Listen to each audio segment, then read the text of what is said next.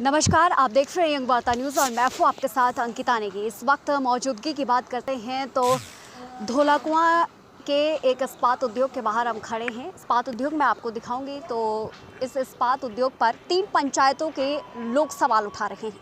सवाल ये है कि यहाँ से निकलने वाला धुआं उनकी फसलों को ख़राब कर रहा है, उनके फेफड़ों को ख़राब कर रहा है, उनके शरीर को ख़राब कर रहा है। तो सवाल ये भी है कि शासन और प्रशासन जो है आंखें मूंदे हुए हैं। कई दफ़ा एसडीएम और तहसीलदार को शिकायत कर चुके हैं।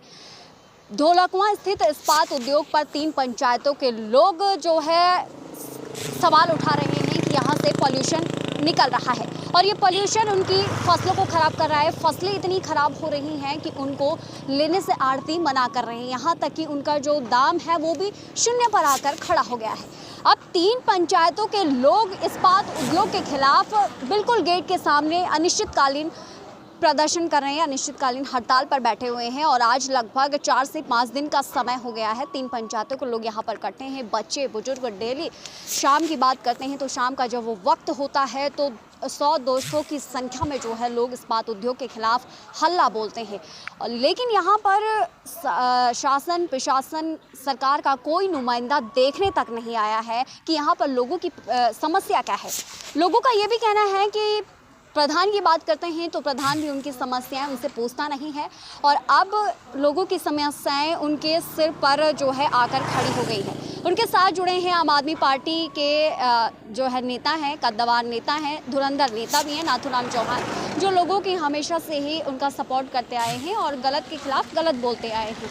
तो आज जो है जब हम खेतों में गए तो देखा कि धान की जो फसलें हैं वो पूरी तरह से ख़राब हो गई है, गेहूँ की फसलें ख़राब हो गई हैं, लोगों के पूरे हाथ काले पड़ चुके हैं। तो अब अनिश्चितकालीन हड़ताल जो है यहाँ पर कर रहे हैं। तस्वीरें आपको दिखाएंगे।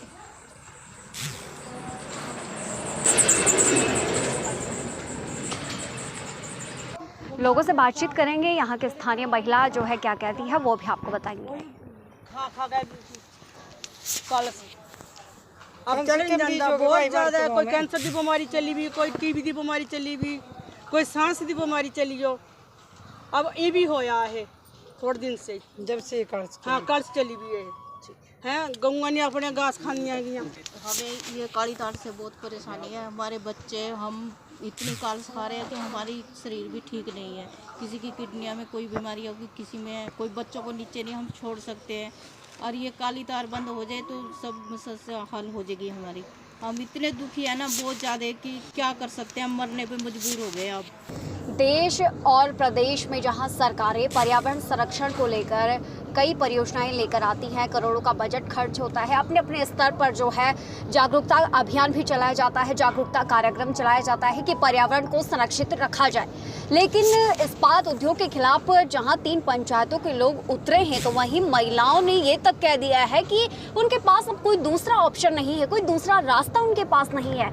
अब जो ऑप्शन, जो रास्ता उनके पास है वो है आत्महत्या का। हालांकि आप नेता नाथूराम चौहान ने उन्हें आश्वस्त किया है कि आत्महत्या जैसे कदम उन्हें उठाने नहीं दिए जाएंगे, लेकिन प्रशासन को ये मजबूर ज़रूर किया जाएगा कि लोगों की समस्या का समाधान यहाँ पर किया जाए। फिलहाल यहाँ की महिलाओं ने क्या कहा, ज़रा आप वो सुनिए।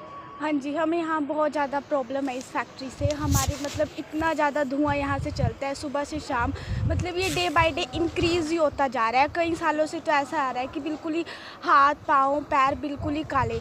जैसे कि हम तारों पे कपड़े टंगाने के लिए ऊपर डालते हैं तो कपड़े बिल्कुल ही काले, हमारे पैर बिल्कुल ही काले। मैं स्कूल जाती हूँ, पोछा मार के सुबह को जाती हूँ, बिल्कुल ही काला पानी, और शाम को फिर आके मारती हूँ बट बिल्कुल ही काला वैसे ही पानी, कपड़े भी वैसे ही काले।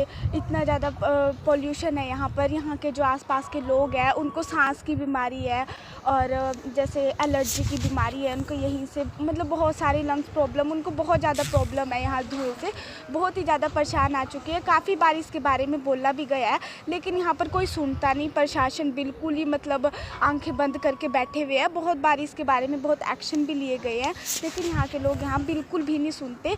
जैसे अब हम यहाँ हमारी फसलें है, बिल्कुल भी प्रॉफिट नहीं होता, बिल्कुल ही लॉस में। हमारे यहाँ पर जो ऐसे ये हम काटते धान, जो भी फसल काटते हैं बिल्कुल ही काले हो जाते हैं। और कपड़े और जैसे हमारे बाग है उसमें आम लगते हैं वो बिल्कुल ही काले, मतलब उसको काफ़ी बार धोने के बाद भी ना वो फिर उसके ऊपर वही काले वैसे ही रहता है। इतने सब्जियां लगाते हैं उनको बार बार धो लो, पानी वैसे ही बिल्कुल काला का काला, इससे कोई फ़र्क ही नहीं पड़ता। और यहाँ पर काफ़ी सारे लोगों को बहुत सारी इसी पोल्यूशन के कारण ये काफ़ी सारी बीमारियाँ फैल रही है। ये मतलब ये बल्कि अभी हम धरना भी कर रहे हैं बट कोई सुन ही नहीं रहा है, प्रशासन बिल्कुल नहीं सुन रहा है।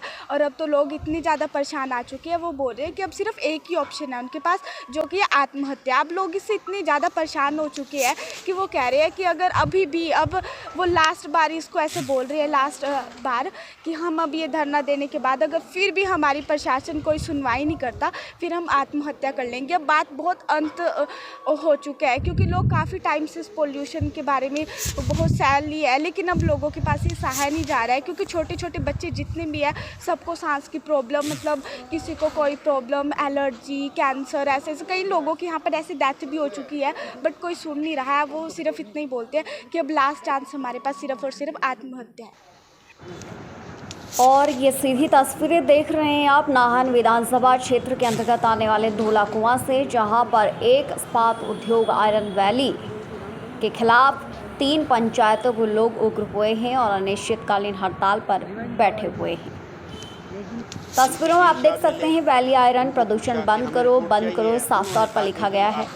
आने वाले समय में यदि एक्शन नहीं होता है प्रशासन के द्वारा, क्योंकि एक प्रोसेस होता है और उस प्रोसेस पर काम न करके फैक्ट्री जो है अपनी मनमानी कर रही है। फैक्ट्री बंद नहीं लिया गया, जैसा लोगों ने कहा कि अब जब लोगों को ऐसे भी आप लोगों की हालत इतनी ख़राब है कि लोग ऐसे भी जान देने को तैयार है, मरने को तैयार। लोगों ने कहा कि फिर लड़के ही मरेंगे और ऐसे क्यों मरे।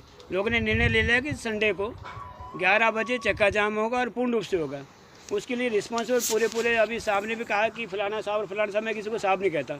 मेरे लिए साहब हो जो जनता का काम करेगा, जनता का काम नहीं करो। एसडीएम हो चाहे डीसी हो, मेरे लिए कुछ भी नहीं है। वो उनकी औकात जीरो है मेरे सामने, चाहे मंत्री हो चाहे विधायक हो, जो मर्जी हो।